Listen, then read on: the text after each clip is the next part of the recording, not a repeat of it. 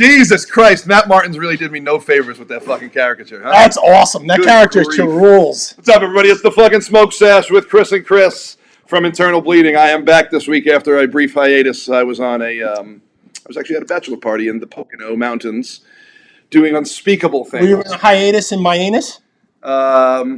Connecticut? Connecticut. No, we were not in Connecticut. No, I heard you were paintballing.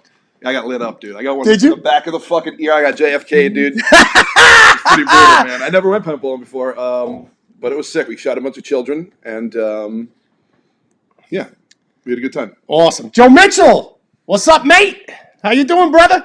Good to see you on the sesh. Harold, my man, you're always here. We appreciate that, too. All of our regulars checking in. Yeah, Joker's checking in. Sean Slatuski's checking in. Who's the Joker? John Mike Harvey.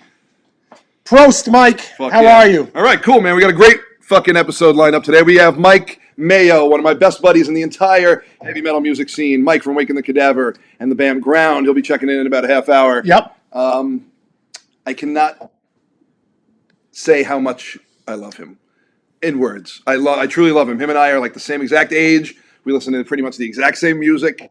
I love him too, man. He's a great guy. I've been fortunate to go on tour with him many, many times over the last, 15 years of us being friends or whatever it's been. That's awesome. And him and I just clicked from day one, dude. I always wanted to play guitar for Without Remorse, but it just never happened. Clicked not in a sexual way, or possibly.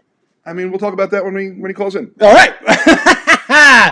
So how are you people doing? How's everybody out there? Angel, how are you, brother? Thanks for joining us. Kuba, what's up, my man? Your stickers are on the way. You should get them sometime soon. Kurva. Chris Stevenson, what's up, brother? How you guys doing?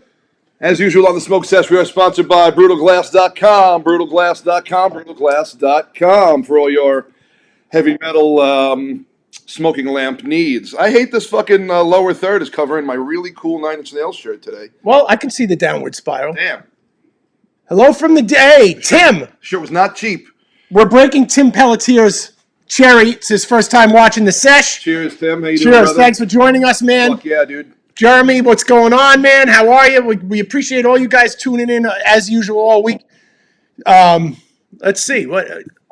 So what? You listen to Korn. Who cares? Yeah, Korn's sick. The first couple albums are definitely sick. We've seen them live. We got to play with them at Knotfest 5 years ago, whatever it was. And we all looked at each other. We were like, is this really, really awesome and tight? Like, yeah, they're a professional band. They make millions of dollars for a reason. Mm-hmm. Whether you like their music or not, they do it big. Levittown's in the house. What's up, Anthony? L-Town Bangers. L-Town Bangers. Hey, Israel. How are you? Thank you for joining us. We're going to get into it in a minute. So, I can tell you. What are you hearing? Well, tell me. We are planning. I cannot give you the date yet, but we are planning a live stream concert. We are finally going to do an official live stream Internal Bleeding concert. Right. We will announce that. We should be announcing details next week. Maybe even as soon as next week. Yeah, hopefully. But it's going to be very cool. And professional, and we'll have some really cool details about it. And, yeah. It's being put together by a fairly legitimate company with fairly legitimate backing. And a very legitimate sound person. Right, so it should be pretty cool. Some serious investment behind it. Yeah. So it should be cool if it all comes together. Yeah, hopefully it will, and hopefully the COVID's not going to shut it down because they're starting to lock things down here in New York. So excuse me. We're not very happy about that, but we'll see what happens. We're looking forward to it. We haven't played a show in almost a year, so it'll be a nice little treat. As a matter of fact, wasn't Japan this time last year? This week last year we were in Japan, and I was like 30 pounds lighter. I don't know what the fuck happened this year. Oh, my God. I looked so jacked and shredded in Japan. We were so tight. Oh, we were so good and so tight. It was such a sick trip. And Steve killed it, man. We played 5 shows on 3 different continents in 1 week that week. We did Manchester, England. We did London, then London, and Manchester. Then we home for locals. Long Island, New York. Then we did Osaka, and we did Tokyo. All within 7 days. That was an amazing brutality. I don't think any other underground band, has done such a jaunt in a week. And we were exhausted when we came home. Brutal. Yeah. Absolutely brutal. But the food was good. No, we're not doing a full Driven to Conquer set. Sorry. It's too hard. Songs are too difficult. And it's all also Driven to Conquer's in the past, man. This is how we do it. Just like we won't ever fucking do a full Corrupting Influence fucking Yeah, that's not happening.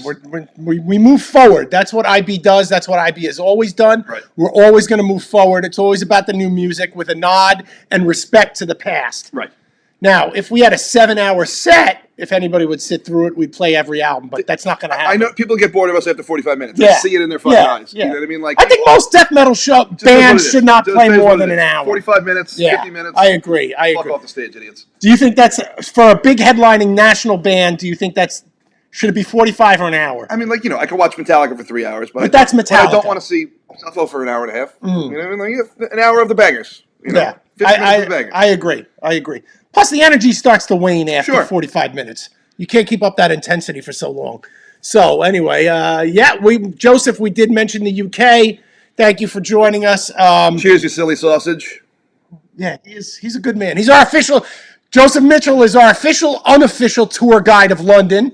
He brought us around all over to the place, and we got bangers and mash. And what did we you got have? the hottest fucking doner kebab I ever ate in my life. Oh. It was like eating a stick of fire, but it was delicious. Every bite was like had some sort of different pepper in it that was making my eyes water and my nose run. But it was so fucking good. I was just eating it, and every bite I was just, but it was great. All right. Someone's gonna take a gif of that. It's not gonna look great. Oh, well, who cares? So, beside Mike Mayo, we have a new segment that we're introducing to the show, starring our man Chris McCarthy, called Slam Burgers with Chris McCarthy. Today, you're going to make what? My favorite cheeseburger to make at home. It's a hybrid of the In-N-Out animal style burger with a couple of my own little tricks and trinkets called the Animerked burger. I sort of invented it, but it's just about little delicious things I picked up here and there along the way. And we're going to show you a quick video on how to put that together at the end of this episode. So make sure you guys stay to the end, and we'll fucking we'll show you how to do that. And it came out good, man. It was really fucking good. Derek Prince, all right. celebrity chef Derek Prince. I'm sure he's going to watch it and be like, "What the fuck is this kid doing?" But I tried. Okay. So Chris Stevenson asks, can you tell some stories behind the recording of Extinction? Okay, so here's one. I'll tell you one cool story. It was about 3 a.m. and I was mixing Extinction with Nick, the producer, and I'm sitting there. I got my hand on the board. I'm listening. Am I going like this? And the hairs stand up on the back of my neck, and I turn around. And there's Eric B. from Eric B. and Rakim right behind me. He just looks at me. He doesn't say anything. He just nods his head and goes, "That shit's deep, bro. That shit's deep." I've heard that story a million times, but it doesn't never get old. And then he walked out. And that was it. And I was like in shock. So Street icon Chris Pravelis. I've said it before and I'll say it again. Chris Pravelis is the streets. Oh my God, it was a cool experience. All right, cool. Hell yeah. We got our regular viewer, Brian's son. Luke is watching. Shout out to Luke. What's up, buddy? Thanks for watching. Oh, man. Brian Nadish, thanks for watching, man. I'll try to keep the F-bombs to a minimum while the kids are watching. Yo, Mike T. I took your advice on the thing we discussed today. You're going to see it in a little while. So thank you for your input. I appreciate it. While you guys are at it and you're clicking around on the old interwebs, it's not even fun. No, not yet. Check it out. Right below us is our fucking personal Instagrams and the band Instagrams. And then right over here, you guys can get merch. These are 3 different places you guys can get IB merch. So please, man, it helps us out in the fucking downtime from touring. So grab some merch from one of these fine purveyors.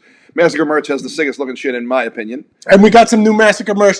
Speaking of Massacre merch, for Black Friday, we have coming out the Voracious Contempt 25-year anniversary t-shirt. Whoa. That's coming out in a couple of weeks, along with patches, because everybody's been asking for internal bleeding patches. Very sick. So we're releasing them through Massacre merch. I think this is a great idea. Very cool. Chef's hats and IB chef's hats and aprons. What do you think? Tussie, you sicken me. No, I mean, it would be cool to have like an apron with the logo, definitely, like embroidered on it for me personally for the next video. That would be sick pretty as fuck, cool. Actually, that would be pretty fucking cool. Very cool. Somebody can do that. Send it to me, please. What are your favorite grind bands? Mother Brain. I was just about they really to are the best, dude. Worm Rot's awesome. I like the Gothic Lees too. Yeah, those are the... Cheapang is awesome. Ground is fucking awesome. Not just saying that because Mike's on the show. They're actually awesome. No, the Ground that has some fucking Titanic fucking riffs. Mother Brain is for a literally grind as band. good as it gets. Yeah, Mother Brain's amazing. And that's not just because we're friends with Joe. They're just Right. very creative Fucking and awesome. very Matt amazing. Cuty's the sickest drummer alive, and it's just they're sick. What? All right. I don't know DLF what is sick too. Joe used to bang them in the van. I don't know what this is, but I know what Chris's answer Hit me. is. What is your thrash metal favorite, man? Go ahead, Chris. I mean, Metallica in the day, Metallica. But Demolition Hammer. Yeah? Yeah. Was my favorite thrash band. They are the brutalest thrash band there is. They're the best. They're the sickest. Yeah, they are. And we have an IB alumni playing drums for. Shout outs to Angel. That's right, man. Angel Cote. Fuck yeah, dude. I love Yep. that kid. Yeah, if he's watching. Giovanni, what's up, man? Thanks for watching. We appreciate it. We got some new people checking in. This is great, man. We really appreciate you guys watching. Very cool. So we got a little news. We've been getting a lot of requests for this, and we're finally going to. It's fucking freezing here, by the way. I'm nice and warm. All right. Chris is cold. We're in the garage today because it's too damn cold outside. But anyway, we got some good news here. Hit me. Oh, wow. We got official SmokeSesh merch. Jesus Christ, look at that picture of me. Why? If you go to internal-bleeding.com/SmokeSesh, you can pick up these awesome t-shirts. We have two different versions. We have the full-size logo version like you see here, and we also have a pocket print. It's a little classy, and my awkward face isn't as huge on So it. you guys want to class it up a little bit, you can go here. We'll put the link in the comments. Again, internal-bleeding.com/SmokeSesh. You can also watch previous episodes here at that site, at that website, and we'd like you guys, if you can support us. Chris and I do a lot of work to keep this show going, and we hope you guys would kind of support us with a little, we don't make much on these shirts, but any little bit helps so we can buy. We want to buy a green screen. So I wanted a reason to have a T-shirt with me on it. That's just about my inflating my ego in this fragile time this year of non-touring. But we also want to be able to afford cool things, like we want to do a green screen. Yeah, we figure we probably won't be able to go on tour for at least another year. It's looking like, so we're gonna be doing this every fucking Saturday again. Even once touring starts happening. So we're gonna try and we're gonna go live. A little bit. So yeah, so pick up a shirt if you guys can, man. That'd be very cool. It's the first shirt that I've ever been characterized on. Yeah, that's nice, right? Yeah. So I'm the Pyrexia shirt that Sean Kennedy was on that I just thought was funny. Oh yeah, that was a cool shirt. That was a very cool shirt. So I'm gonna post a link in the comments right now, so you guys can check it out. And then we can hopefully a couple of you guys will really support us. Ridiculous T-shirt. Yeah. Shout outs to Matt Martins from Without Remorse. He drew that. So how did he get the nickname Tenzo? Art of Revenge. Because one time one of our teachers in high school just called him out as Matthew Martenzo, and he was like, "Wait, what?" So we started calling him Tenzo for short. It was funny, and it stuck, and it sounded tough. So we started using it when like tough guy hardcore bands had a lead singer with a fake stage name, Rick to Life, Luda 6-1, Stickman. We were like, oh, Tenzo, perfect for Without Remorse. You know what I mean? And that's that. But yeah, Matt's getting married a week from today. Yeah. I'm the best man, so I won't be here again next week. I'll try and check in with a little fucking check-in video. I'm going to have a special episode next week. You're going to get to see my wife trip over the fireplace again. I watched that on replay like 4 or 5 times. Oh, my God. She's got a really fucked up bruise, though. It's actually not fun. I know. We should actually show it. Okay, it's fun. Bob Shaw, we just posted the link, so maybe you should buy a SmokeSesh shirt. Chris has to pay rent, and that's the only way Chris is going to pay the rent. I have to sell 350 shirts a month for me to fucking pay rent. Although you got a discount on the rent today for helping me move. I moved a giant dresser today for Chris's family. Right. So. My back is completely shot. I can't move. I can't move furniture anymore. Or is that a sideboard? That's a sideboard. It's about. I know my shit. It's a $25,000 sideboard. And you know what? It's kind of cool to have my mother and father's furniture in our house. I miss them already. They're both dead now, so it's kind of weird not having parents anymore. But it's cool that we're putting some of their furniture in our house. So I appreciate a good sideboard. Yeah, no, a good sideboard's nice. I used to date a brother that did like antique stuff, and now I know all these different credenzas and sideboards. Is that a credenza? No, that's not a credenza. It's not a credenza, right? Yes, Dusty, we played, back in the day, we played a lot of shows with Waco Jesus. Shane is the man. I've been friends with Shane forever. Waco Jesus played a stone's throw from where Chris and I are sitting right now at a place called the King's Club, which is now a sushi place. Literally, you could walk to from where we are. Let me answer this question Very quick. long time ago. Joseph. With Revenants, I believe. Joseph asks, are there any IB beanies left in the store? I want to get one. Yes, go to internal-bleeding.com. Go to our store. We have embroidered beanies for sale. You can get them there.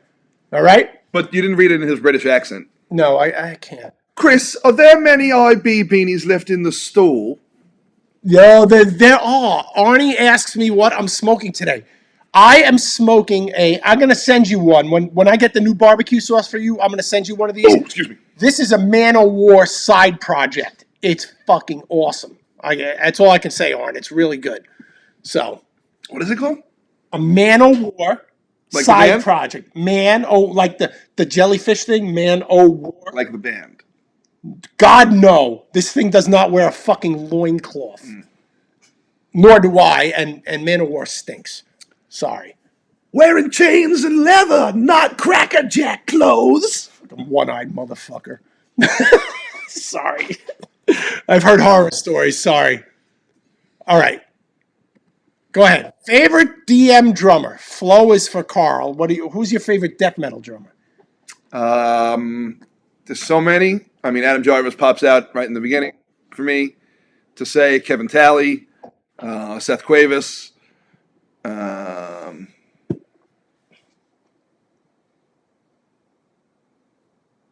Trey from Fetus. I love Trey. Yeah, I'm going to agree with all of that. Angel from Demolition Hammer. Yeah. I love him. I'm going to throw Mike Smith in there, dude. Oh, Mike Smith's hard as fuck. Mike Smith's hard as fuck. Oh, Dave Cole Ross. Dave Cole Ross is and like Cole Ross too. Dude, there's so many good fucking drummers in death metal, man. Fucking Marco is fucking awesome. I'm going to get him on the SmokeSesh too.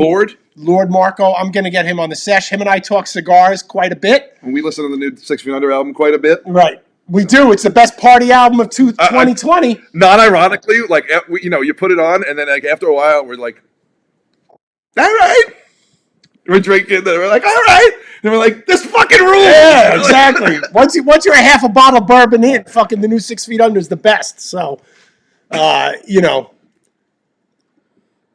Anyway, oh my God, you guys have so many questions. Well, dude, Tassi, yeah, of course. Yeah, Mike Heller's sick. Mike Heller's, dude, there's so many fucking sick drummers. It's ridiculous. Somebody asked if we like Origin. Longstreth, dude. Of course. He's insane, and he's a great guy. And, of course, my favorite drummer, Bill. Yeah, the best, dude. The best. Grooviest, most unique of all of them. Tastiest drummer in death metal ever is Bill Tolley. Nobody will play by none of the rules. Yep. No, none, right? Right. None.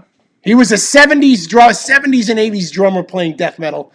But I must say, I get out of my entire career jamming with Andrew Parks, jamming with Seth Cuevas, jamming with Billy, jamming with Doug Bones. My favorite drummer that I've ever jammed with is Kyle. Kyle's jamming awesome. With. Like him and I'm like, we lock in sometimes where I'm like, this is the best. Bill was never a jammer though. Yeah, he wanted pre-planned stuff to come and Bill was a pre-planned. Come back to it. Like I changed this and this. Yeah, and this. yeah. But Kyle's a jammer. Kyle's definitely a jammer. I get a lot done with Kyle. In 20 minutes, I feel like we have 6 riffs. I'm like, holy fuck, that was fun. I think Kyle channels Bill. Yes. And brings his own fucking unique style too, man. Yep. Our drummer Kyle, I'm sorry, not to toot our own horn, but Kyle is so fucking underrated. His work with us, his work with fucking all his other bands. If you guys don't have Writhing by Foaming at the Mouth, you guys have to get it. It's sick. It's like on par with Fetus and Misery Index and what we do and shit like that. It's great. It's just great. And it's 2 guys. Right. Which is amazing. Pause. Andrew asks, what bourbon? I will show you, Andrew. Knob Creek 12-year-old. Excellent bourbon. It's very strong, so I will be slurring by the end of this fucking episode. Brother. Racial? No, I would never racially slur. I'm just checking. You guys always have fucking good answers to everything. Oh, look at this. Joseph Mitchell agrees with me and Chris. The new 6 Feet Under fucking kills. It rocks. And you're straight edge, dude. You don't even need to drink to enjoy it. That's fucking great. Absolutely rocks.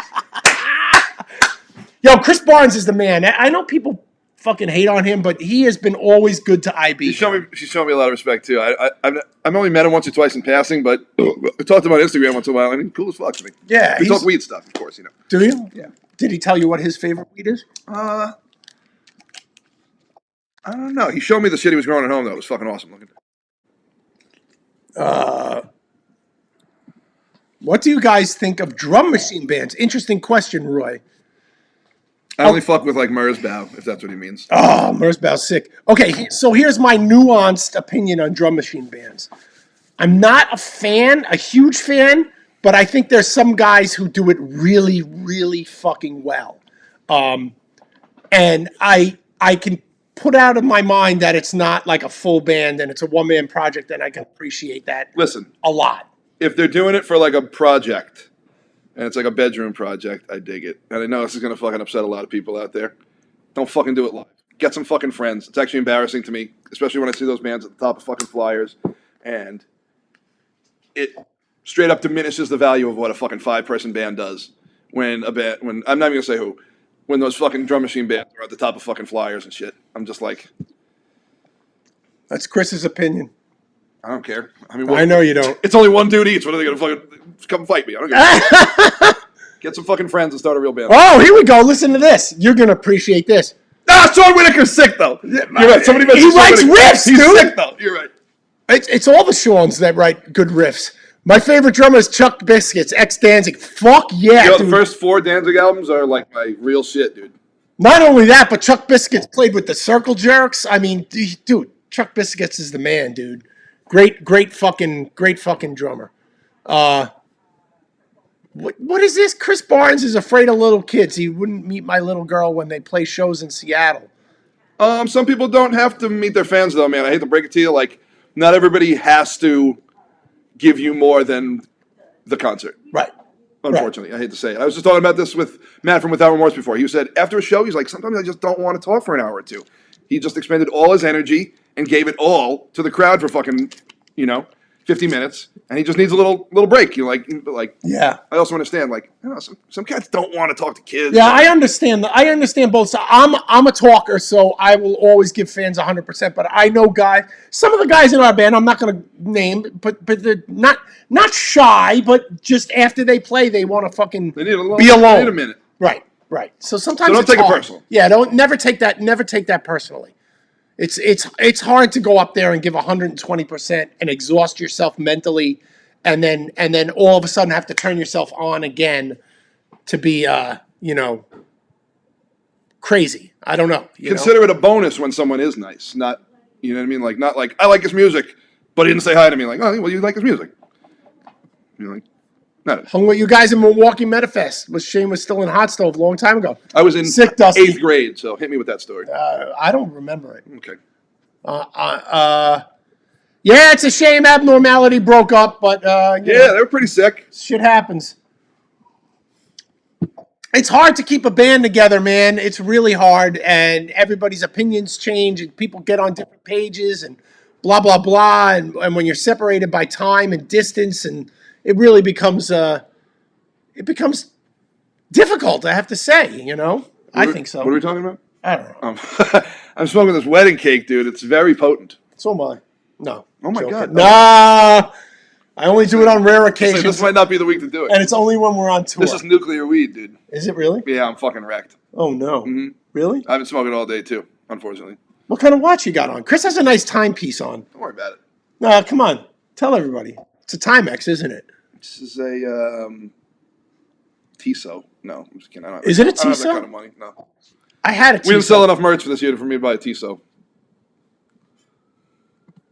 This is an interesting question. Do you think that's why a lot of guys go to booze and drugs to keep switched on after playing? I don't think that's why. I think because booze and drugs rock is why. I think there's two schools.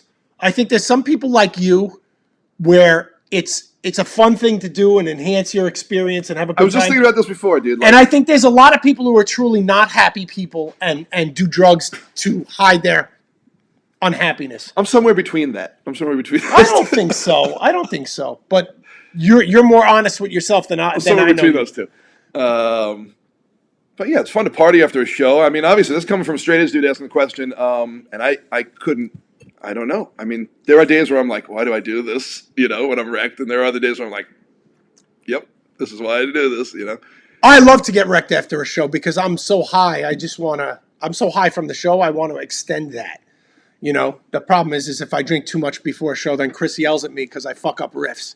So I try really hard not to drink before a show. Maybe one cocktail. There's a couple shows in Germany on the 2008. Not very good. But I was just like, Yeah, are Provelis and Sean playing the same song? Yeah, as me right and now? Kennedy were not doing too I well. don't think they're playing the same song. Sometimes I just go on to another planet. It just happens. All right. And I'm old. It hasn't happened in a while. And watching back to the last couple shows we played in Japan and stuff, we were really tight, so I have no complaints. Because I changed. I attempted to. He learned. Shout out to Mike McCarthy. Ken Schlack from Candiria. Yeah. Shulk. Whatever. I have a problem with Candiria. I'm not going to go into it. So. Fuck them. I think they're boring. Who's the longest outstanding member? I'm the most outstanding member, but Chris has been in the band the longest. I started the band. What kind of question is that? I am the longest surviving member, and I say surviving because Billy died. So did Matty Bones. Oh my God, dude, we've had two. That was a bad year. Our roster has 2 dead people on it, and that really sucks. You know, It's terrible. not happy. Time's Mike Mayo calling in. We got Mike Mayo in about 5 minutes. Not even. He should be calling in if everything's working. He should be calling in a minute. We did a test call this morning and he called 5 minutes early. He threw me off. I was playing Division 2 and I got killed because he called me early. But You guys get that new Call of Duty that came out? I did. Yeah, yesterday? played it this morning. Black Ops. Cold War. I watched Matt play it yesterday. It looked pretty sick. I like it because it's all 1980s and that's like when I grew up. Yeah, I like the Miami stage. Oh, yeah. Stage? Is that what it's called? Level? I don't Board? know. Who the fuck knows? You know. Map? I don't Nap. know. Mike the Map Lord. Mike Mean Lord. I'm not going to tell you, Matthew. If you private message me, I will explain it to you. All right, here's the mail. Oh, boy. Uh-oh. That's not him. Nope. Hold on. We're getting there. Mike, where are you, baby? We don't have any video. Here There he he is. is. Hey, what's up? What's up, buddy? How you doing? Flat brim and all. You know it. My man. What's going on? I can't see you guys. How do I get it so I see you guys? I don't know. You drive up to Long Island and hang out. Here. Let me see here. Oh. Oh, dude, you fucked up. There's me. There you go. Don't worry about seeing us. Just look into the camera and look handsome. We see you flat, sharp and clear. Okay, you guys can see me right now. Yeah, you dude. sound great. Everything's good, brother. Cool. So what's up, guys? No, Nothing. you tell us, man. What's popping, kid? How's work? Chilling, man. Chilling. Watching my son tonight. So So no sick, drinking or dude. any party for me tonight. So now, how old's your son now? Ooh, he's 16 months right now. Wow, God bless you, dude. I remember 16 months. Not good. Oh yeah, it's crazy, man. Boy, Yeah, but it's awesome. It's awesome watching them learn so fast, right? Oh yeah, it's amazing. It's mind-blowing. I say one little thing, he starts saying, I'm like, I gotta watch what I say right now. You know? Yeah. Exactly. So go ahead, Chris. Go ahead. Oh, no, I'm so pumped to have you on, dude. You're like, you're one of my OGs in this fucking scene, dude. You're one of the guys I try to show everybody respect, but there's few people that I'm actually like, There's few people he actually respects. that motherfucker's doing it right. Like, me and you always clicked on the same Go way thing. back, man. Me and you clicked on the same type of music, dressed in the Yeah. similar gear, tuning standard, Yeah. Tasting chicks. destroy the opposition, and fucking driven to conquer being our main shit, but also being like Madball and Crowbar being our shit. Hell yeah. You got me really on Crowbar. Fuck yeah, dude. Dude, I'll never forget driving around in my fucking blue Chevy Blazer in like Nevada with you, listening to Crowbar, going to pick up weed at some kid's house. Yeah, that was like 10 years ago, man. 10 years ago this summer, dude. Wow, Already that was passed. 10 years ago? Yeah, and we started when we went on tour with you starting in 2008 is my first tour with you, I think. Right? Yeah, was that 08? Yeah, I can't remember. When did you join Waking the Cadaver? What year? 2010. Okay, so it was a 2010. Before we did. Okay. You went out Waking the Cadaver before I was in the band in 08, I think. Yeah, and they were sick back then, and somehow you actually elevated them. I swear to God, because they were sick and they were good. They were good with holy shit, Jerry and Nick were the original. Jerry, Nick, and they were sick as fuck. But you and Rob brought it to this next fucking level, dude. That I was like, it's pretty fucking good. Oh yeah. Some people say otherwise. Hey, listen, man. Oh, fuck it, dude. Who the fuck cares? People hate IB. Who I cares? somehow ruined Internal Bleeding even worse than it was already ruined on previous albums. So people hate me too. So. You know, there's always gonna be fucking haters and critics, and you know that. Just who the fuck cares? Bunch of fucking nerds. Right, bunch of fucking nerds. Exactly, fucking nerds. So let me ask you before Chris fucking starts making love to you. How did you get in? I always ask this. This is what I ask every guest. Where and when did you discover metal? Was there a moment, like an aha moment, and there you discovered it? Well, I was around it my whole life. My parents were like super into like 80s hair metal, like cheesy, Motley Crue and stuff like that, and Poison. So like growing up, I always heard like distorted guitars and riffs. How old are you? I was always like what I thought was metal. Was that when I was a kid, but I always was seeking more. And new metal, that was like big for me. I come from the new metal generation, for better or worse. So I guess if you could say there was an aha moment, it would have been in like 1999, like when I first heard like Slipknot and Korn. That was like a big aha moment. Okay, that's cool. So wait a minute. How old are your parents? May I ask? I think let's see. My mom she's 43, and I think my dad's 40. No, I'm sorry. My mom's 53, and my dad's. I'm almost 43. That's not possible. Oh my God, I'm as old as your parents. Yeah, I know that. I'm gonna shoot myself right now. So The Slam Father. Oh my God, I can't believe it. I hope I'm like jamming still when I'm that old, man. Wait till you start getting arthritis, dude.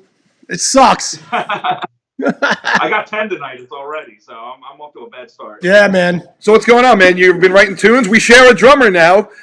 Chris Kulak plays in both Waking the Cadaver and my other band, Without Remorse. Yeah, we're writing, man. So he's always telling me you guys are coming up with sick shit. The new Waking album's done, man. Like written wise, we're gonna record. I hope January. We got a pretty high profile label interested in releasing that. Can't say anything just yet. So yeah, I've been writing my ass off, and then for Brown, I like 3/4 of an album written for that band as well. Awesome. During quarantine, I was just kicking ass and writing shit. Where do you find time? Where do you find time to write? You have a very demanding job as a nurse, right? Okay, and you have a young child. Where do you find the time to write? Is it when you're staying up when your kid is colicky and can't sleep and you're like, fuck? Well, he's sleeping good through the night. Oh, thank God. And I'm off 3 days a week. So I try to jam. Like sometimes I'll set my alarm early on my off days. I'll wake up like 6 in the morning. I can have a cup of coffee, jam out, come up with some ideas. And then when my son takes his nap, so I'll try and get a couple riffs in here and there, Do you? I got a lot of time to jam. Oh, okay, good. Do you? Okay, so when you write your riff writing process, do you have riffs in your head, or do you just jam around until you find something, or is it a combination of both? It's just I jam around until I find something. Oh, okay. Think of something in my That's kind of what you do, right? It never comes out the way I want it to come out. So I just got to sit there and just play and play around with it. Right. I'll pick like a scale and just like use those notes and then eventually come up with something. What's your favorite scale? This is getting beyond the realm of. I don't know, man. I just look in the book. I find like the shape. Okay. No, that's all good. That's all good, dude. I'm curious, What kind of gear are you working with nowadays? What kind of shit are you playing? What's that? What kind of gear are you playing nowadays? I don't even remember what kind of amp and stuff. Nowadays, I got I've been rocking this new ESP back here, man. This sick guitar here, man. Look at this panty dropper. Fuck yeah, dude. I seen that online. That's nice, dude. I love the color. Yeah, that's pretty cool. I haven't played it live yet at all, but yeah, I'm rocking that. I'm rocking my USA Jackson soloist. I just hooked up an old school '80s NJ BC Rich Warlock. Nice. It looks pretty rad, yeah. And amp-wise, I've been using the same amp for like 12, 13 years now. Just an old Mesa Boogie dual rectifier. You like that wreck, huh? I found that. I love the wreck, man. I know temperamental, man. A lot of people like have a hard time with it. It ain't like a PV where you can put all the knobs in the middle and it sounds sick. You got to really fucking go through a lot of bullshit to make it sound good. But once you do, it's fucking fierce. We played. I never played a dual rec. I played a triple rec. They give those to us in Europe for some reason. I think the triple rec is too much and too temperamental. But I'd like to try the dual rec because I love the rec. Deicide is all about rectifiers, and they have a sick fucking sound. But like the triple rec, it was so temperamental from venue to venue. I had to constantly change things from venue to venue.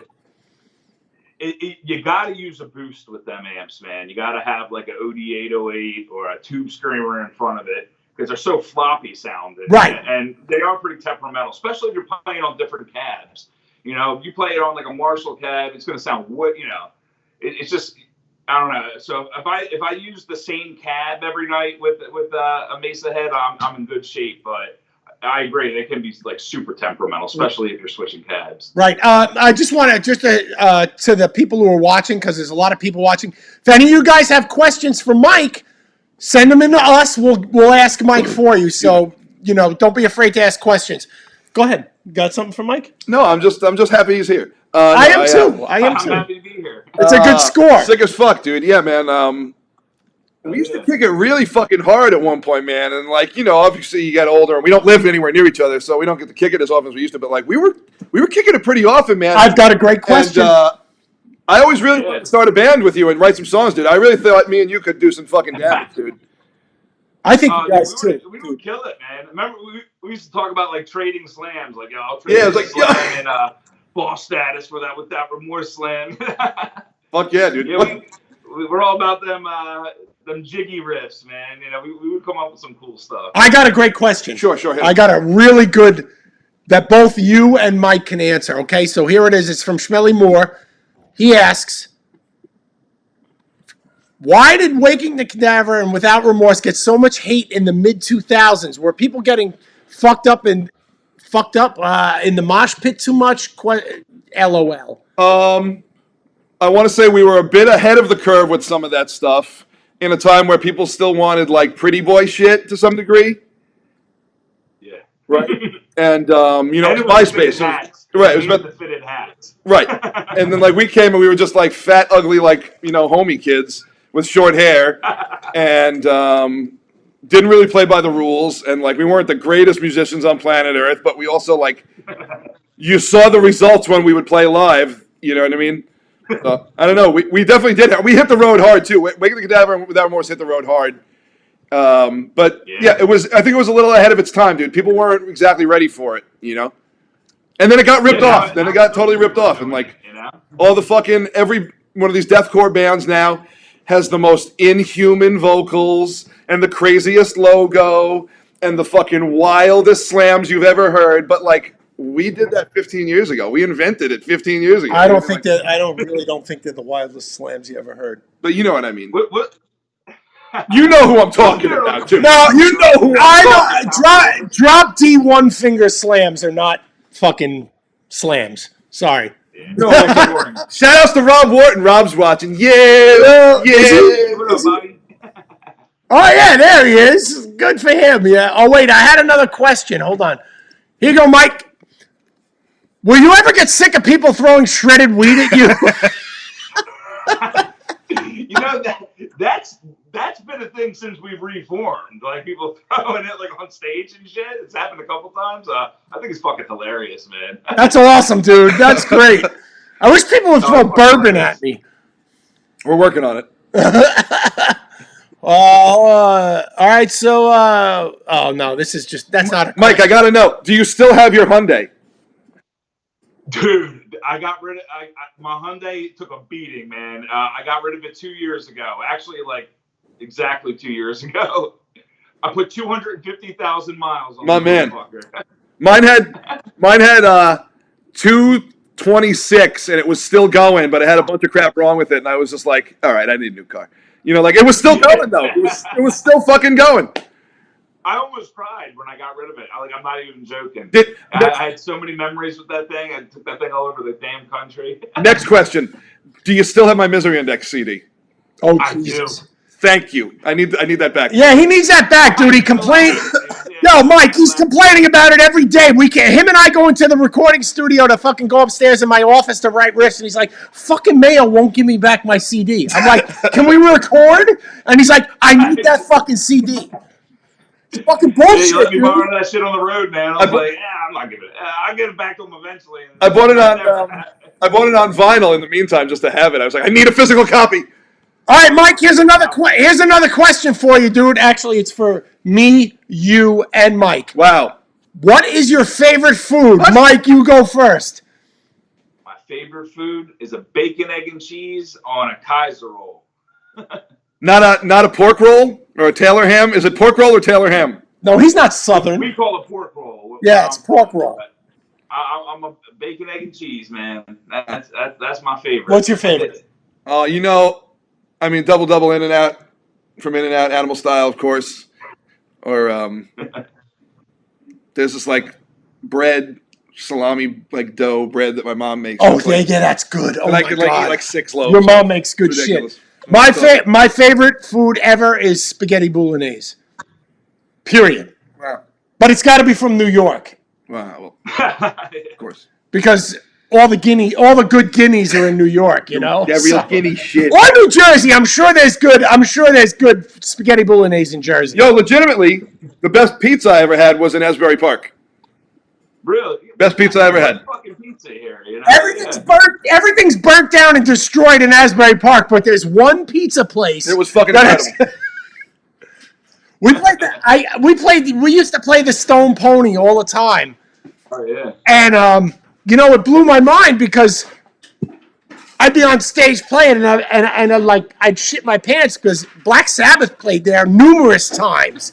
And I'm like, oh my God, I'm standing where Tony Iommi probably stood and probably did like legendary spot, man. 7,000 lines of cocaine. But regardless, that just blew my mind. Like the Stone Pony, Asbury Park, it's just like Bruce Springsteen cut his teeth there. And, I hate the guy, but still, you got to respect him. Mike, what are your earliest memories? And give me your impression and initial hit me with your internal bleeding knowledge. What do you know what I mean? What does it mean to you? Because I was a fan. We were fans before I was ever the band. I think I first really heard Internal Bleeding. Believe it or not, it was kind of like the Black Sheep album, the Onward to Mecca. Fuck yeah. I heard a track off that on a sampler. I think it was a Century Media sampler. Yeah, it was on the Century Media sampler. Yep. Yeah, and I heard that. I was like, oh, this is fucking tight. This is hardcore death metal. I was kind of just getting into really brutal shit. And then I was telling my buddies about it. My buddy Mark Green, he drums for the band Embludgement. We were jamming. Hell yeah, man. We love the blood. What's that? We love Embludgement, man. Oh, yeah. And then he showed me Driven to Conquer. He was like, oh, this is what you got to hear. You got to hear Driven to Conquer. And I was like, holy shit, this band's fucking rules. And then, I got into everything else from there. The demos and Voracious and... The demo. Actually, I got a question for you, Chris. Okay. Provelis, you wrote on Onward to Mecca, correct? I did. Me and Guy wrote every song except 2 or 3. Me and Guy wrote. Okay, cool. Me and Guy wrote most of that. How much? What? I was always curious to how many. Yeah. Me and Guy wrote. I think me and Guy wrote everything except Contamination and one other song. Intolerance. Me and Guy wrote that. I wrote a lot of lyrics to that album with Jerry. So me and Guy's fingerprints are all over that album. And that's. Yeah. That's cool. That's cool. Yeah. Thanks. We were kind of trying to You know, when we did Driven to Conquer, everybody was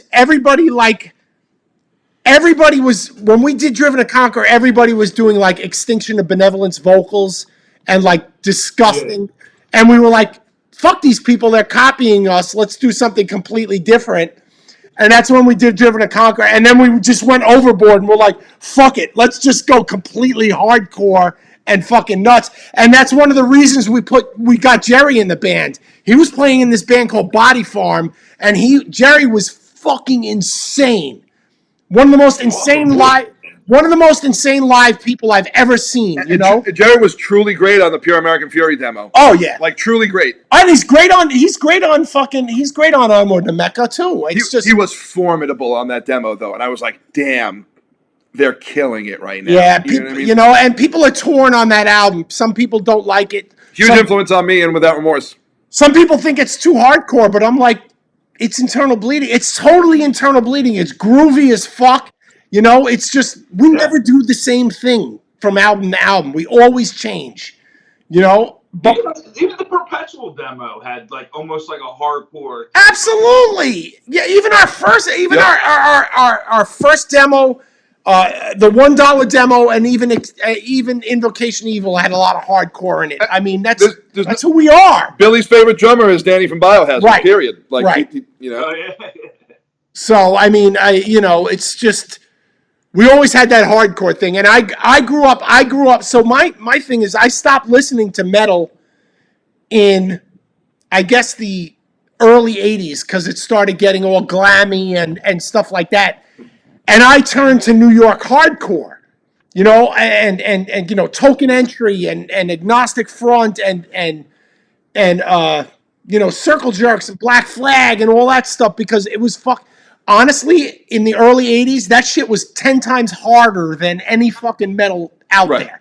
10 times harder. I agree. You know, and so that all comes into IB, you know. I mean, it's just you know, beside the 70s Sabbath influence, it's that 80s hardcore for me, you know. And I guess being old has some advantages because my influences go back, and that makes it a little unique, you know. I guess I don't know, you know. I never. IB's got it. IB's. You can even hear the Sabbath in IB. It's cool, you know. Oh my God! All the sliding. All that fucking sliding that we do, nobody does all that sliding shit. That's all Tony Iommi. It's complete Tony Iommi ripoff shit. But that's what I love, you know? And the note bending and you know, and we're even doing more because he's into Crowbar and he's like, bend that note more. I'm like, okay, let's bend it more, you know? Fuck it. Just hang on that note and bend the shit out of it. I love it, you know? Right.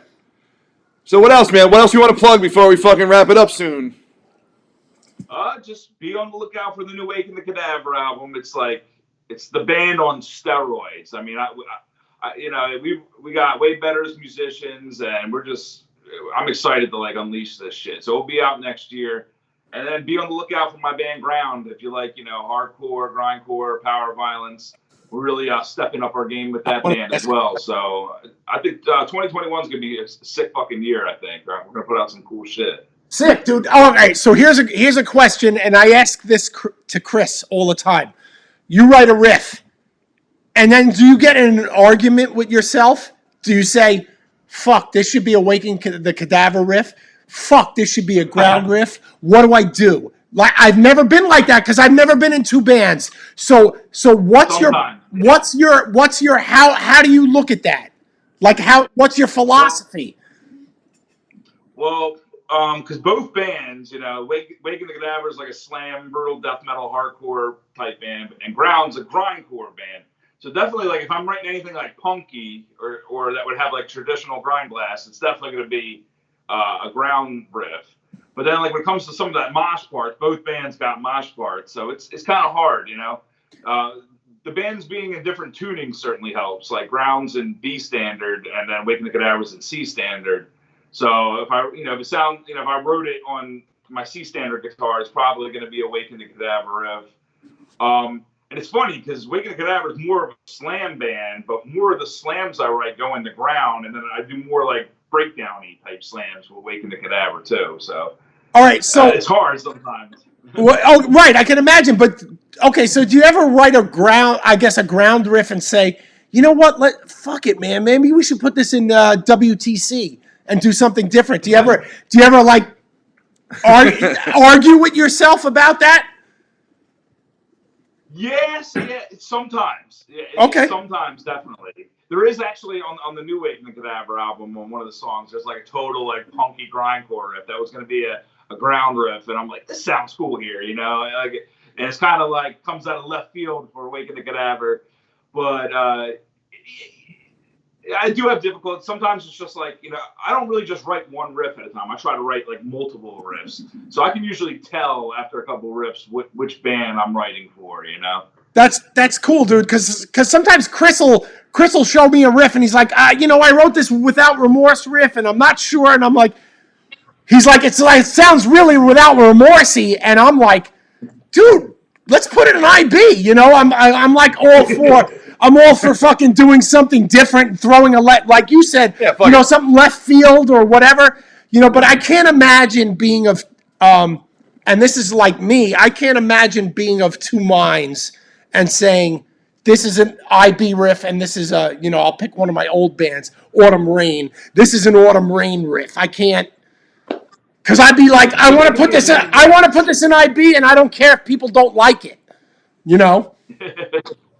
How we doing out there? Did we lose connection? Did we lose Wi-Fi? No, why? I don't know. My shit froze here. It still says we're live. Okay, good. Just checking. Anyway. Go ahead, Chris.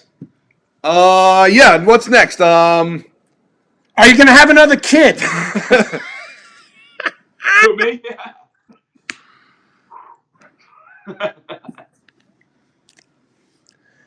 I'm not working on it at the moment. I'm glad you are. It's rough. I didn't want to have another kid, but then I realized that my kid needs a brother or a sister to play off of, because when you have one, all they do is want to talk to you all the time. So for convenience. I think about it. It's fun. I'm having fun being a dad, but it's a lot. It's a lot of work. Yeah, I'm man. at the part now where I finally getting some sleep, so I'm like, am I ready to like go through that whole no sleeping again for a year thing? All right. Sorry, we were having some technical difficulties over here. Yeah, we're having some buffering issues, but whatever. It happens. I guess we wrap it up. You wanna promote something, man? Yeah, I mean, just be on the lookout. 2021. I got some cool shit I'm proud of, and check out the new Wake and the Cadaver and the new Ground. All right, dude. man. We seriously, man. We have to link up and at least write one song together one of these days. Like, it just has to happen. Yeah, we should. It has to fucking happen, dude. How about do a guest riff on an IB album? That'd be good. Yo, let's trade slams. Yeah. When we were recording Imperium, I had Chris, because Chris had helped so much when we were playing live. I had Chris not write a riff, but I had Chris play a riff on the album because I wanted him to be on the album, So Oh, that's cool as shit. yeah, man. I mean, I had Charlie from Suffocation. He actually helped me write a couple of riffs. I had him record a couple of things too, because it's a sentimental thing, I guess. And only we know which parts they are, Right, exactly. They're the good parts that don't sound sloppy. Mike, man. you're the fucking man, dude. Like, I truly respect you, dude, and the fucking shit you fucking. Yeah, I love you, man. Oh, likewise, man. You're both killing it right now, man. You've always been the man. We've always been on the same page with a lot of shit, dude. And I'm so pumped. You're an awesome dad and all that shit. And when the world gets back to normal, we gotta fucking kick it old school, dude. I'd be Waking the Cadaver tour somewhere. Yeah, that'd be sick, dude. Oh, dude, that'd be off the chain. Let's go to Japan. Oh, fuck yeah, dude. Yeah, dude. I missed out on the last Japan tour, so I need to go out there. Whatever happened to that dude Seiji? Was he before your Waking the Cadaver time from Japan? What was his name again? Seiji. He was before. He was like a guy that just like popped in and out. I remember it was before my time. Yeah, I remember, dude. But we didn't meet him when IB went to Japan. I was like, I wonder if Seiji's coming, but from MySpace, but he didn't show up. Fuck it. well. All right, man, Mike. Thanks a lot, brother. Thank you guys for having me. Yeah, to the we man, love you, dude. dude. We Man, love you, respect, man. dude. Thank you so much. You have a great Right. night. Say hello to your son for us. Will do. All right, Take care, man. guys. You have a good night. You're the best, Thank you. dude. Love you, bro. Love you, man. You too. Awesome. And we're back. That was fucking sick, man. Mike Mayo's the man. I Yeah. truly do. Mike's really all love him. right. Mike's good people. I love him as a musician, but I love him as a friend even more, dude. We've had some great times together over the years, dude. And he's the man. All right, So that was sick. You guys ready for me to embarrass myself? So Chris is going to show us how to cook. The Animurked, the all-time greatest homemade cheeseburger you can put together with crap from the supermarket. So you guys get your fucking notepads out and get ready to learn how to cook. And then DM me if you guys need the recipe afterward, if you want the fucking list of ingredients and stuff like that. So check it out. It's a weird, stupid little video we put together. It's not the most professional thing in the world. So like I said, if fucking celebrity chef Derek Prince is watching, please don't shred me apart. Oh, fuck him. No. No, fuck him and his bullshit. Your burgers are better. Hey everybody, Chris from Eternal Bleeding here. Today we're going to do the Animurked burger, my favorite cheeseburger to make at home. It's got like 90 steps, but don't worry about it. If you Doesn't pay really have attention, 90 steps. You can be eating the world's most delicious cheeseburger in the next 7 to 8 minutes. We're going to chop some onions up for this one. It's a white onion. I don't want to hear nothing about no red onions. I don't want to hear nothing about no... Actually, Vidalia onion's okay. But I prefer a white onion for this particular project. It's the sharpest, it's the stinkiest, it's the best one. So have that motherfucker... Just try and get that as... without slicing your fingers off. As thin as you possibly can. Long ways.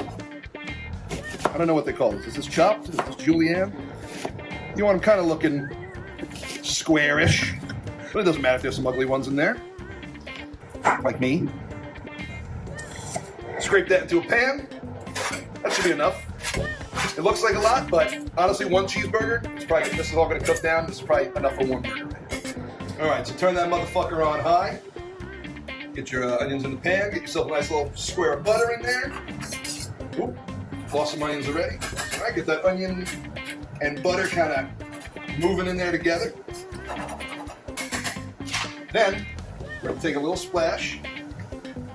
It's low sodium soy sauce. It actually tastes just as good as the full sodium one, so save yourself a few calories and some bullshit in your life. You get the low sodium one. A little blast for now, might need a little more in the future. And the secret ingredient, brown sugar. Powdered one, whatever the fucking, not like the granulated shit. Like you want this soft bullshit. And a couple little blasts in there. I don't really measure. I just kind of do it by eye, you know? Then, those motherfuckers all together. Get the butter moving around, get the sugar moving around, get the soy sauce moving around. And this shit's gonna cook pretty much the entire time that we're prepping the rest of this burger, right up until 30 seconds before you fucking eat them. So, let those chill for a little bit, keep your eye on them. We're gonna turn the temp down to about 6. And we're gonna come back and we're gonna stir these every 10 to 30 seconds or so. Show me them buns, girl. Yo, for real. If you aren't using Martin's brand potato buns, you're fucking up your entire sandwich. And odds are dinner for your entire family. So don't do that. Don't fucking come at me with the store brand shit or a ballpark brand. But these are available nationwide and they're like 40 cents more and they are infinitely better. So Martin's brand potato bun. Just place that mother effer in half. A little bit of butter on the griddle. Crack that in half. You don't need too much. Pickle jar. Open that fucker up. A little bit of pickle juice on one of the squares. Boom. Move that around. A little bit of pickle juice on the other square. Boom. Move that around. Make sure this isn't sticking too bad to the old griddle, because these things sponge up pretty good. So once that's going, let that chill for 10, 15 seconds on each side, maybe a little longer. Make sure they aren't sticking too bad to the old griddle top. And you're going to put that off to the side once these get nice and brown. Because they're going to heat back up once you put the hot patty and the hot cheese and shit on there. So sorry to eat that. Our next step, and arguably our most important step, the patty. I really only fuck with Schweid & Sons. They're an unofficial sponsor. But I swear to God, it's the best fucking pre-made burger patty I've ever had. You can grind your own meat at home. You can put the shit in the Cuisinart. You can fucking Get stuff from the butcher, whatever. If you want no nonsense, BS, top of the line, this is the company. I think it's nationwide. I know you can find it here on the East Coast. I like to get these little jammers, the little fucking slider size versions. I think they're 2.5, 3 ounce patties or something like that. And I like to make 2 of them at a time. And I like to smash them the fuck out under some wax paper. Just do it with your bare hand, dude. Heel your hand like that. Get them nice and thin. Make sure it's kind of even. If it's ugly, it's fine, like I said before. Boom, that's one. And then, hopefully your fucking griddle is nice and hot. This one's about 400 degrees. You can get a little hotter if you like. And boom, straight the fuck down. Then, we're gonna smash that with yellow mustard. I don't want to hear no fucking grain mustard. I don't see no brown mustard. The yellow crap. On one side, a nice little swirl. Like that. In and out style, animal burger style, animal style. One more. Wax paper, side of your hand. Boom. Ooh, I got mustard on my fingers. It's good luck. That means we're having company tonight. Peel that fucker back. Boom, down next to the other one. You're done with that for now. A little bit of that starred. My tards. We're gonna let that go for a few minutes. Check on your onions, they're okay. Another few minutes on those. You can actually let those go for up to 2 hours, honestly, if you have it on low temp and you stir them. The longer the better. 2 minutes on each side, I'd say about. In the meantime,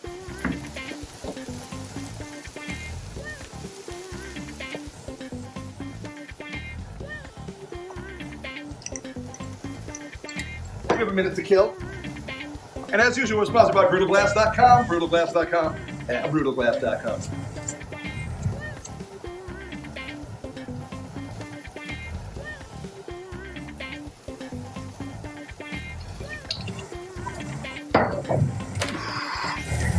Oh, and just like that, we're already at the halfway point, my friends. You're gonna flip that first one. Looking pretty good. Another 30 seconds for that one. And here's the real deal right here. I don't want to see no fucking sliced cheese no mo in your fucking fridge. Merck's cheddar spread if you can find it. There's a bunch of other ones. Pub spread, cacahuana, the pimento. This is the best one though. If you can find this, this is the one to get. Flip that second patty. Let those, got another 2 minutes chilling on those. Get that bun you got out before nice and toasty. Oh my God, look at that. It's soaked in butter and pickle juice. Holy shit. And you're just gonna take a big old room temp glob of that fucking Merck's. Oh yeah. Yeah. That's actually, I usually like to use a little more, but I'm not gonna slob out for you guys on the fucking internet. Actually, yeah, I will. Oh, fuck yeah. Oh, God. All right. And what we're gonna do is, we're gonna take that fucking bun with the cheese on it, and we're gonna stick it on top of that first patty that you finished. Then in the meantime, you're gonna get out your Ken's Thousand Island salad dressing. You can use any Thousand Island dressing that you want. Ken's personally is the best store brand one. A little bit of that in a fucking bowl. And again, pickle juice. Stir that around.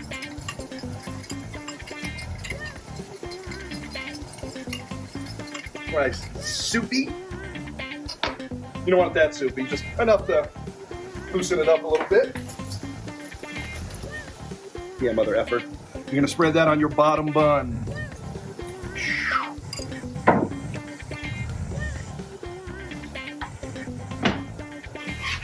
Okay, this is pretty much where it goes down, my friends. Your fucking onions should be ready by now. You can do this on the top or the bottom bun. Some people prefer it on the top. I don't mind them on the bottom. Some of those onions with my plastic spoon. Probably wasn't the best idea, but oh my God, look at that. Boom. Couple pickles from the old jar for good measure. I like 3. Fuck it, they're tiny. Let's go 4. That's 5. That's not bad. We're gonna take that second patty, make sure it's nice and cooked on both sides, and it is. We're gonna drop that fucker down. We're gonna pick your other one up. I'm gonna slide that fucker holding the top bun off.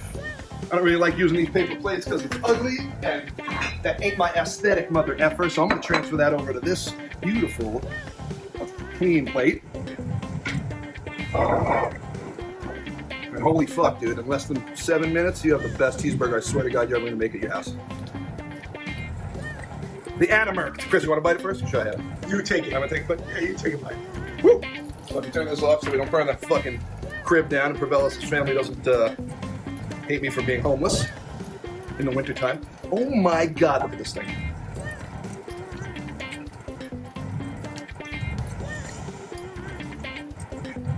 Oh my God. Oh my God. I don't know how I do it. Perfectly cooked all the way through, nice and medium. No red, no bleeding. The fucking crunchy fucking pickles, the sick fucking sweet savory onions. The best patties on planet Earth from Schweid & Sons. And Merck's cheddar all between fucking Martin's potato bread. Holy shit. It's about as good as it gets, my friends. The Animurk burger by your boy, Chris McCarthy from Eternal Bleeding. So there you go, man. That's it. If you can spare like 9,000 calories on one sandwich, that's the one to make. I have to say, that was the onions with the soy sauce. You had one without the cheese on it. You didn't Yeah, want but I did. I did without the cheese. But the onions and the soy sauce with the brown sugar, so fucking good. Yeah. That was like unbelievable. Well, I'm glad you guys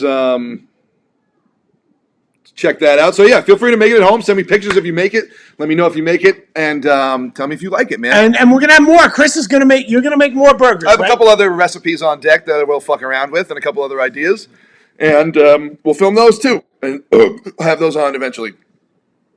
And if you guys have anything in mind that you maybe want me to make or attempt to make and make a video of that, maybe we could do that too. I'm incredibly stoned today. The wedding cake wrecked my life today. Bob Shaw says he loves the amount of pickle juice used. Hell yeah. You know what it gives that? I took a sip between takes. The pickle juice gives it that tang. Yep. Yeah. A little brightness. Yeah, a little cut through brightness. Brightness is a good word. Right, yeah. a little bit of the acidity to cut through all the richness of the meat and the cheese and shit. Yeah, I mean, I fucking love the burger. And Joe Mitchell, no problem, dude. I actually prefer a Beyond Burger over the Impossible Burger. I will make you one any day of the week, baby. So anyway, we got about we're gonna go another 5-6 minutes, and then we're gonna call it a night. We appreciate you guys being with us as usual. Deborah, thank you for watching. Cheers. Now you can make your kids this burger. Now you have to do it. I mean, you have. It's really all about the Merck's cheddar spread. Honestly, I mean, no, without the Mercs, it was still delicious. So good. The cheese is so good. I know, but I don't eat cheese. Decadent, to say the least. Chris, you made me a burger after we filmed this without the cheese. Right. And if you don't like cheese, this was it was fantastic. It was fantastic. And listen, if you guys can't get Schweid & Son stuff at your local shit, go to the butcher and see if he can actually like grind you like chuck and brisket together, and bring that home. Like you want the best meat possible while you're doing it too, because like I bought regular chopped meat a few weeks ago out of necessity. It's not the same. It's not the same. It doesn't even cook the same. It doesn't taste the same. No, you need prime. You got to go prime. Andrew says, wait, no, wrong person. But Andrew says, beautiful job, McCarthy. Cheers, Andrew Z. You're the man. I appreciate all your support always and all my online misadventures and gastronomic jaunts. And Jason, cheers. I know I put your comment up before, but cheers, brother. Thank you. We appreciate all you oh, boy. Wait a minute. Bjorn is watching. I want that hoodie, Mr. Prevelis.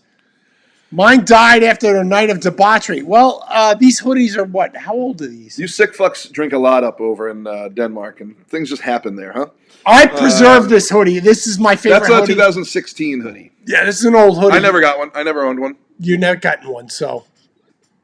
Oh. Joseph Mitchell says, if you make a veggie one, I'll make it 1,000%. So maybe we'll do a veggie burger one. Well, I'm not going to make a video of it. But, I mean, when he comes to America for an Internal Bleeding concert one of these days, and he's more than welcome to sleep on my couch. Okay, so let me ask you a question. Would a vegetable-based patty be just for a vegetarian be just as delicious if you use all the same ingredients? Yeah. So if you're not worried about the dairy part, if you're just straight vegetarian and not vegan, like if you substitute that with a different type of patty, like it's gonna be 85% is delicious. Yeah, I think so. It's about that particular burger is mostly about the toppings. You know what I mean? And the preparation with the yellow mustard and shit. Like having a good patty, of actual meat is fucking important. But And I think it's all about that other awesome crap on it. I think the yellow mustard. I think the regular yellow mustard is important because you don't want to impart any different weird spices. Yeah, you want that fucking Toxic Avenger shit. Right. I agree. So thanks, guys. We're gonna do like I'm going downstairs and make a cheeseburger. we're gonna do 7 more minutes and end it. 7. It was 5. I know, 6 but minutes ago. We'll end it at 6:30. All right, that's fair. So if anybody has any more questions, 6:30. Well, it's 6:13. 6:13. I'm sorry. 7 more minutes. We'll end it at 6:20. This fucking chair is making my fucking ass crack hurt. I know my butt hurts too. So We're in the garage today, man. It's getting cold here in New York. yeah. It was nice today, but as soon as the sun goes down, it's like I don't want to sit outside. Anybody watching? Do you want to see IB play live somewhere? We want to play live. Yeah, when the world goes back to normal, man, where are we playing? Where are you guys going to try and tell your fucking local booking agents to fucking hit us up and make a legitimate offer? Right. I mean, it really, that's it. You got to tell the clubs that you want to see us, and we'll hopefully get there. So, what else we got? We got a lot of questions here. People really liked your segment, dude. We got to do more. That was fun. It was a little shoddily, hastily put together on my end. Chris did the best job he could in the editing, post-production department. I was a little unprepared, wise. The burger wasn't as aesthetically beautiful as I can make it. I can make that burger look Instagram beautiful. But it was delicious. It didn't really come across. It looked like a fucking mess on TV, but I can make that thing look delicious, give it another couple minutes and a couple preparations. I think it looks good that it's a naturally disgusting looking fucking burger. Fair enough.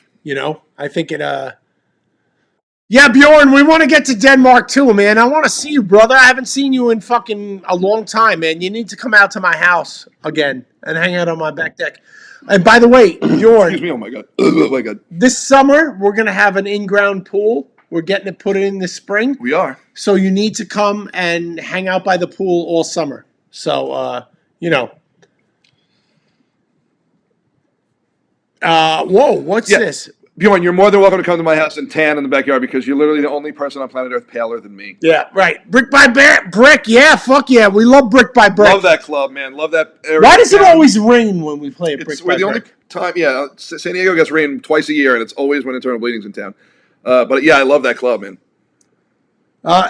Joker says we have to play it. Yeah, I'll be dead, Joker. Sorry. Maybe I'll bring my Barracuda down. Just bring the fucking utensils for the brisket next time. Yeah, I know, right? So I'm going to advertise this one more time because we really need... Oh, yeah, the shirts. My God, buy these dumbass shirts. They have the full chest version and a pocket print version for you that do not want my silly, awful face that big on a t-shirt. Or my face. Yours is all right looking. Matt really did me no fucking favors. Good God. But you look good. I don't know. Anyway. Hold on. Is that what I really look like? Yeah, it is kind of like what you look like. So, look at this. Yeah. Hate Matt. He's getting married a week from today. Minnesota, please. You guys killed on that Vader tour. Yeah, dude, that Minnesota tour. I think that was the only time I ever played in Minnesota ever in any of my bands. That was fun. I think it was like an old bowling alley. We know, a brewery. Oh, a brewery. I thought it was a bowling alley. No, it wasn't a bowling alley. That was a fun fucking show. I've got some great pictures from that show. So very cool. I was looking fat as hell on that tour. Oh, come on. Yeah. Vienna again, hook it up. Yeah, man, we want to come to Vienna, man. Love Vienna. Love the food there. Oh, my God. Sick. Wait, is that where you made me go? Yeah, we heard. The broken foot? We went and got Casa Craner, and I also got a sick, delicious fucking pizza in the afternoon, too, that had like some sort of like shaved ham and Parmesan cream. Like, it was fucking delicious. So last time we were in Vienna, I'm gonna tell a story. I had broken my foot like 2 days before, and my foot was like the size of a fucking basketball.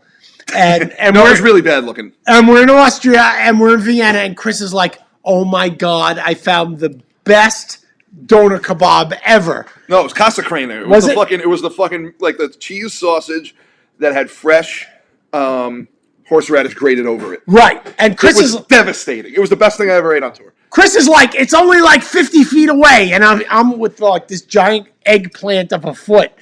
I just wanted him to man the fuck up. It was like a mile away, and I hobbled all the way there, and it was the best thing I ever had. Well, glad you enjoyed it. It was worth the worth it, trip. right? Yeah, it was totally worth the trip. So we appreciate that.